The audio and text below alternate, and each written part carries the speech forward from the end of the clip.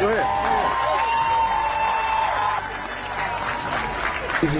Good afternoon, everyone. My name is Amara Obiago. I am one of the WAB of 31 co-chairs. Thank you so much for being here. It makes my heart overflow with joy just seeing a full room. So thank you so much.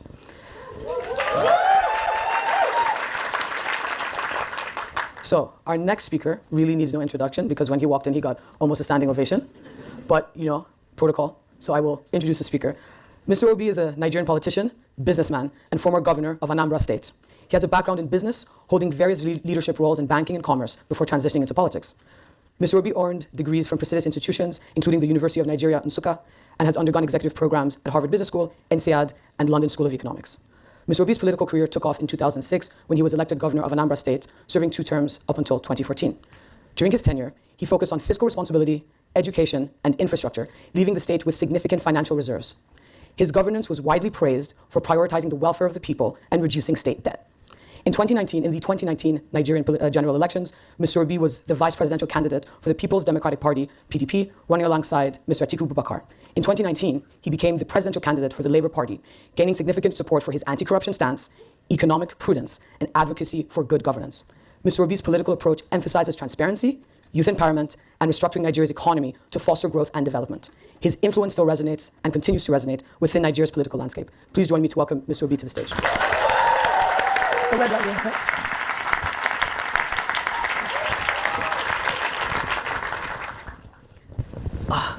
Thank you so much for coming all the way to Philadelphia. Thank you. Yeah? Well, we've already been chatting today, so I'm going to drive straight into it because you said I shouldn't shy away from the hard questions. Yes. All right. So you have said, because I've been listening, that the most important lesson for a leader is to listen and learn. So we're curious to know, what are you listening to right now and what are you learning? Interesting. Well, I think I remain on that trajectory. A leader must learn from those he's serving, those working for him, and understand the need of the society. What am I learning now? Quite frankly, I've been traveling globally, learning from different leaders who have served, those who are serving, and learning from people like you. Because at the end of the day, it is about you. You can't lead without knowing what the people want, because you're not doing it for yourself.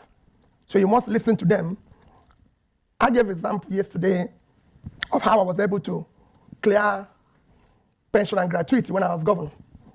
I used to go to church in the morning, every day, and I was in a church, and an 80-year-old woman came in and said I should leave the church. And everybody was like, oh, maybe something is wrong with this woman. I said, no, let me listen to her. She said she's being owed gratuity and pension, and that God will not listen to my prayers unless she's paid. So I followed her to her house. And after that, I decided I must clear this debt. And you must have heard my famous language about how I stopped crime in a place in Anambra State, in a place we call Apiweka. You know, we have pickpockets there and everything. And I went there as the governor. And there was a madman there. He kept insisting he would talk to me. And everybody said, but the man is mad. I said, let's listen to him. And he told me, he said, the people who come to steal come from here. See these barracks? You either remove this military barracks from here, or they won't stop, because they go in their house. He was a madman. But he stays there every day. So he has a local knowledge of what is happening there without the people knowing, because they took him that, okay, it's not part of their problem, it's not of their, but he observes what is happening there. So a leader must listen to people. You must learn always. If you stop learning and listening, you shouldn't lead. You're dangerous. That's a very good point. Listening. Listening to what's around, but also listening to yourself. Something we spend a lot of time at Wharton developing, specifically in the NVA program, is focusing on mission and calling, and really understanding and transitioning from a career-focused life to kind of listening to yourself and going for a mission-focused life. So I'm curious to hear from you, what is your mission and what is your calling, and how did it come about? Well, that's a tough one. Well, if I look at my past, if you look at a bit of my past, I was born in a business family, a trader, basically. If you live in a town where I live on a child, the only thing you do there is trading. My father was a trader, my mother was a trader. So the only thing I knew about is trading. They insisted I must go to school, but I was more interested in what they were doing. So I grew up, of course, became a trader, got involved in business, like every other young person that grew up in Onitsha. But as I get on in life, I find that there's more in terms of giving back to the society and contributing in building a better society. Even when, of course, you're trying to make money, but there's more in trying to support a better society, doing things that works for everybody. And of course, as I get on in life, I happened to do a program here in the United States in 2001 that changed that trajectory from my being focused on business, banking, and everything to public life. Because I found that there's need for us to, just like I was telling you, that all these folks here should come and take over Africa. Yeah. You know, because that Africa needs their talent in the energy. I found out that I can do better than those who were serving at that time. And I got involved in politics. And my politics today, just take it as I'm still trying to mobilize the young, dynamic people who have all it takes to build a better country, especially in Nigeria. Thank you so much for that. I'm going to maybe make it still a little bit tougher. There's a story from 2001 where you're with your professor along the lake, and I would love for you to share the story with the audience. Okay. You know, in my business life and living a life as a young man, I started wondering, you know, I lived in the UK for 10 years, and I see things going well in the UK, and things not going well in Nigeria. Out of curiosity, I said, maybe I wasn't as lucky as Ibrahim. Maybe these people have something, or maybe there's something in these people that is not in those of us in Nigeria. So I decided I'm going to go to most business school. You just read a few of them today. I went to London School of Economics, Harvard, Columbia, Kellogg, Oxford, Cambridge, INSEAD. Everything but Wharton, apparently. You know,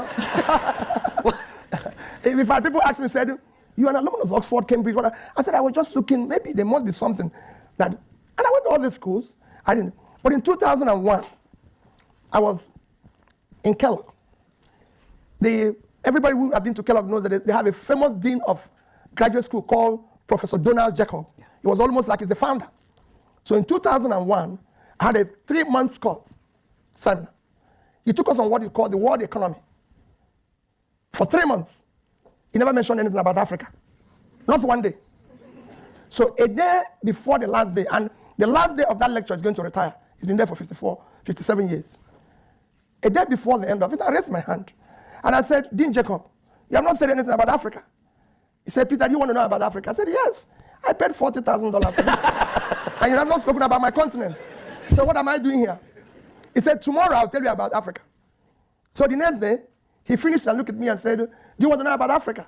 I said, "Yes." He said, "There's nothing called African economy." I said, "Have I seen a vehicle called African spec?" Now we have American spec, Gulf spec, Asian spec, European spec. Have I ever seen African spec? I said, "No." He said, "In your country, do you have 5-year, 10-year, 20-year plan?" I said, "Maybe, I think so." I haven't seen one, but I believe there will be somewhere. But I told him, I said, "I think so." He said, "Join me for lunch." So I joined Donald Jacob for lunch. If you know Kellogg very well, it's on bank of Lake Michigan. So after having lunch, we had lunch, he said, "Let's take a walk by the lake." As we were taking a walk, he asked me, "Do you have any of your country's currency?" I said, "Yes." That time, the biggest denomination in Nigeria was 100 naira. So I brought 100 naira out. And he brought $100. And he said to me, "Which of these two currencies do you prefer?" And I said, "The dollar." He said, "Why?"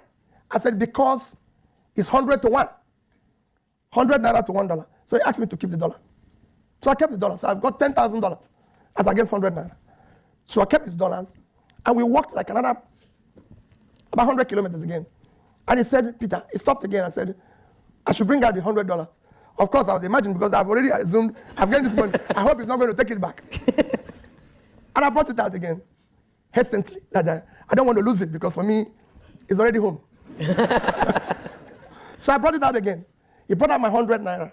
And he said to me, "Peter, which of these two currencies do you prefer?" And again, I said, $100. Why? I gave him the same answer. He said, "Let's sit down."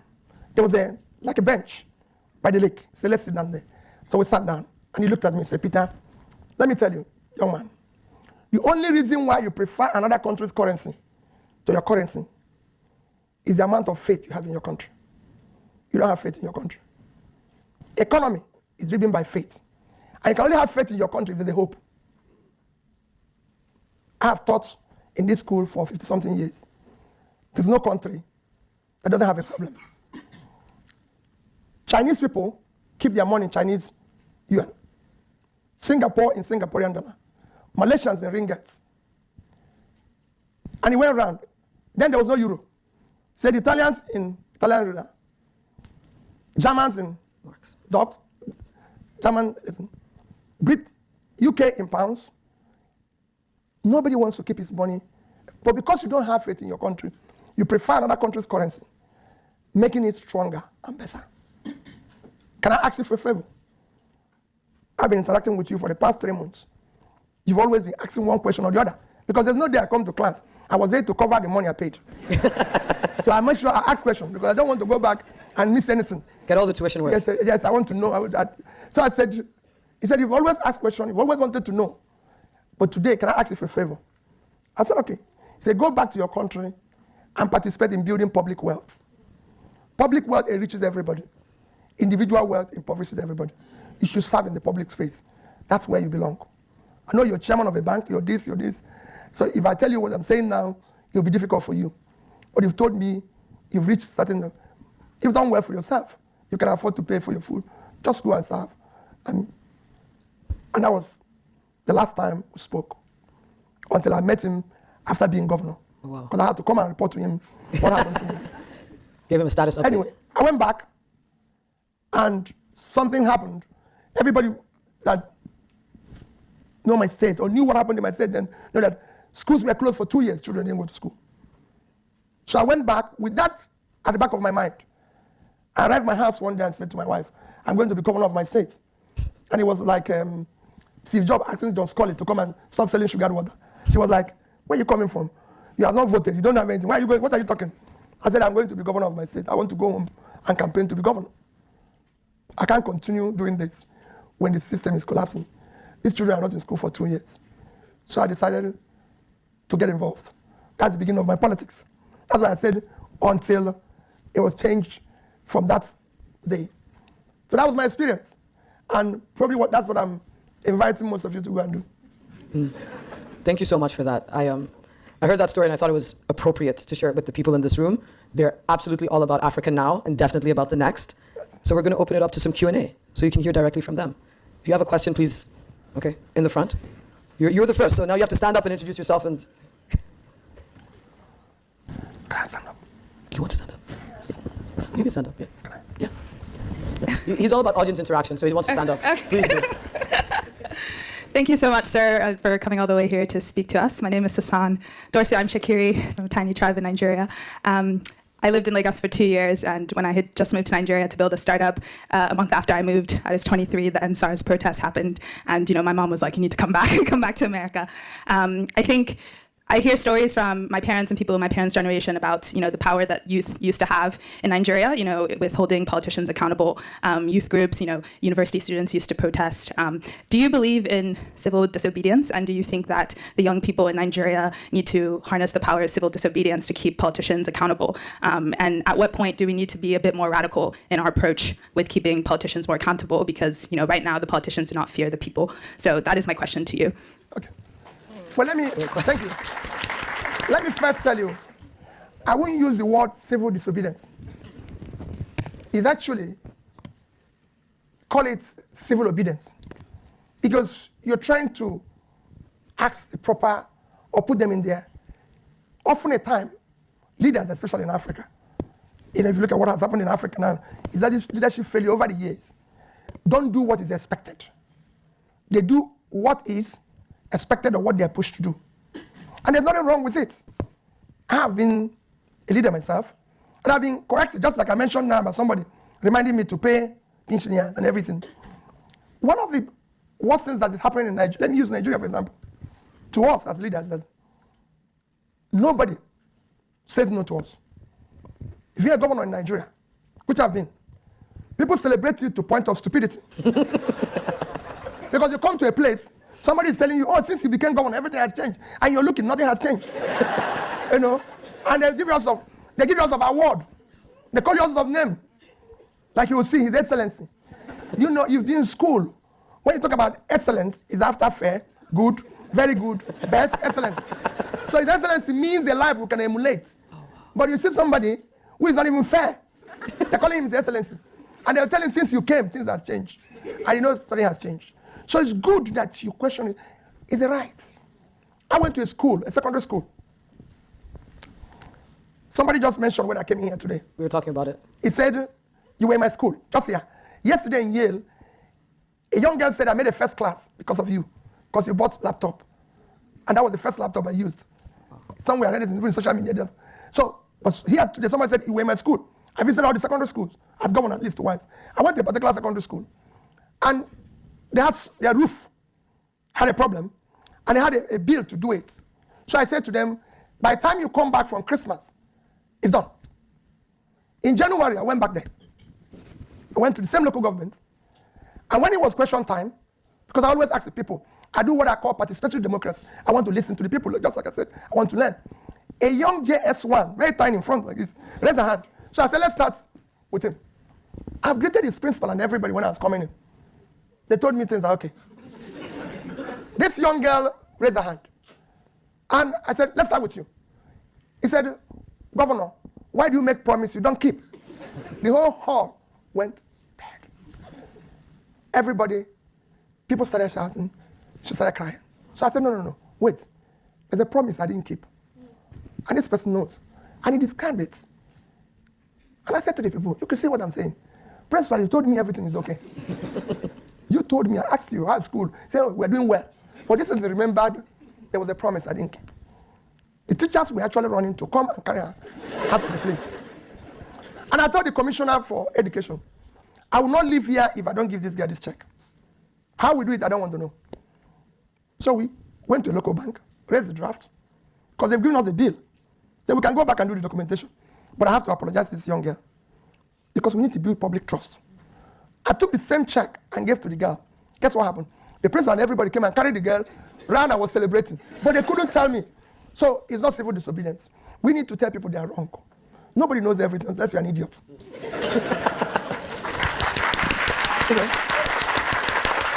I don't know everything. You must listen to people. All my life is about listening to people. I live in Lagos. My gate man tells me everything that happens in that street.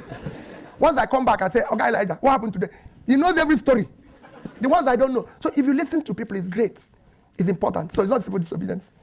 Do it as often as you can. And those who are stopping it don't want to learn. They don't want to govern. If you must lead, people must say no to you. And everybody cannot like you. If everybody here is happy with me, there's a problem. There must be people who will say, listen, what is this man? This foolish man shouldn't exist. Because it's life. So you must allow them. I thought it's the last one. Hi, Mr. Obi, over here. Over here. Hi. Okay. Hi, my name is Ashley Iwu. I'm very thankful that you're here. As you know, Africans, we're so brilliant, and we continue to break borders in every organization that we join. And I think it's honestly because of the ethics that we have when we are born and in our families and in our schools. Our schools tend to teach it, but our systems don't really reinforce it. And it brings manipulation on a micro and a macro level. So when we tend to Japa, other countries have like a somewhat more of a straightforward system where we can rise. So since you were a governor and you were hoping to be president, I just wanted to ask and pick your brain around, how do you think we can create a ripple effect in Nigeria and other countries to promote systems where we can rise in a macro and a micro level? Thank you. Well, I discussed that issue a little bit. Can you hear me? Is it still working? Can you hear me? Okay. I was discussing this with some of your colleagues just now. Now, it's time, those of you who are exposed and have learned, needs to come and ask us to go. You can't give what you don't have. When you're talking about building institutions and doing everything, I was discussing with him about power. There's nothing in power. If I use Nigeria, for example, it's not a rocket science. Those institutions you're seeing in the Western world or in the developed world, there's nothing that is there. It is a question of people, like I said, cumulative leadership for failure over the years that refuse to rise up to their responsibility and put in place all those institutions. And when people say about African or Nigerian diaspora, oh, it's a brain drain, I always tell them it's a brain gain. That is in Asia. I follow the history of what happened in most Asian countries. It is people from here. In the 90s, it will shock you, 80s and 90s, most of the people I met in business school were from India, China, this, that. In fact, I was shocked that at the time, I don't know what has happened here. Dean of school in Kellogg, India. Dean of school in Oxford, India. Agents look over all of places. They were from here. So the place is waiting for you to come and help to build those institutions. No other person can do it. When I became governor, there's certain things that were happening that I asked, why are we doing it? Nobody could explain to me. It's just because, like I said, we had a governor in Anambra said, well, we have a lodge in Lagos and Abuja. I said, why do we have to have a lodge in Abuja? The governor doesn't live there. They said, well, everybody have it. So most questions are asked, most things I wanted to do, and people said it. I was just showing Amara said what my head of service wrote, stinginess as a development strategy. So they said, oh, it was stingy because you question, why do we have to have a street light when there's no light in secondary school? Why are we going to have street lights? What are we using to do? They say, oh, the governor has to build a light from where you pass at night. Why are we going to have guest houses all over the place? There's so many things you question. Why are we going to have office of first lady? My wife didn't contest the election, 2 of us living there. So why do you have to have office with her? Why is he having advisors? What are they advising her? She's married to me. We are a very happy family. We're very happy. So there's no other advice. It's me and her. So these are things you question. And all those things helped us. Why are we not doing well in education? You ask simple question. What is the plan? What is our development strategy? What are we, most people don't even know. We didn't have Ministry of Planning when I started. I said we have to have Ministry of Planning. What is our vision? What is our mission, like you asked me? What are we trying to? What are you talking about? What is it all about development? That's where you start. It's the issue of health, education, and pulling people out of poverty. So those institutions and everything is what is needed. And it can be done. And that's what you're seeing here. So it's easy for you to fit because there's already an established system. And that is not a song. It is just we have not worked on it. I think we have time for one last question. So you can choose very wisely, but it's just one question. Yeah. Go on, it won't be the last one. Yeah, last question. The last question. Do want someone in the back. He's been very, very keen. They have a microphone already. Oh, okay. I have a mic. Okay. Yeah. Good afternoon, sir. My name is Chris Ikeliani. I'm an indigene of Anambra State. And he's not listening yet, so. Okay. Yeah. My question to you is around what you talked about. I think many people here want to go back and help the country in some form or shape. But my question is a simple one, and I don't know if the answer is simple as well. But what do you think, from your experience, is the best, vertical or sector to go back to work in order to build the country? Is it the private or is it the public sector? And I know both of them have various impediments or whatever. But what do you think, from your experience right now, would have the most impact? Well, I would say a combination of both. Why do I say a combination of both? Both are lacking. So you won't say this is good, and let's go into this. The public space needs you to help to build the institution that will make it work. If you look at this, today we have a situation where we have insecurity. You have insecurity where non-state actors have taken over the state. The reason is that the state is not doing what it's supposed to do. There's no place where criminals can be better than the state. Right now we have a situation where we have oil theft. As you know, no individual can steal oil. It's people in government stealing oil. Because none of you here can steal oil. You can't put oil in your pocket. It requires a ship to come into your water, and your Navy have to approve it.